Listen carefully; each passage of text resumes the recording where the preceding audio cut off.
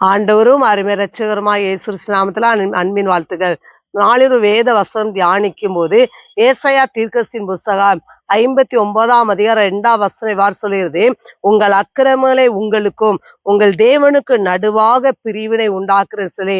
இன்னைக்கு பாருங்க, நமக்கும் தேவனுக்கு பிரிவினைனா சில அக்கிரமான காரியங்கள், சில பாவமான காரியங்கள், சில மன்னிக்க முடியாத சுபாவங்கள், இதெல்லாம் அக்கிரமான காரியங்கள்.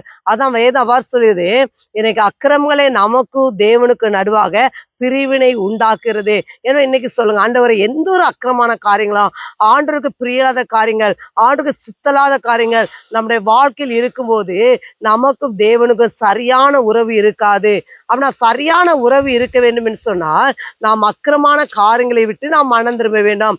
அப்படி மனம் திரும்பி வரும்போது நமக்கும் தேவனுக்கும் நல்ல ஒரு உறவு ஏற்படும். ஒரு கணவன் மனைவி இருக்காங்க, அவங்களுக்கு பிரிவினை வந்து எவ்வளவு வேதனையான காரியம். அதே போலதான் நமக்கும் தேவனுக்கும் எவ்வளவு ஒரு பிரிவினை காரியம் வந்தா அவர் வேதனைப்படுகிற தேவனாய் இருக்கிறார். எனவே எனக்கு அக்கிரமான காரியங்களை விட்டு நாம் மனம் திரும்பமாக. கர்த்தர் தாமே உங்களை ஆசீர்வதிப்பாராக.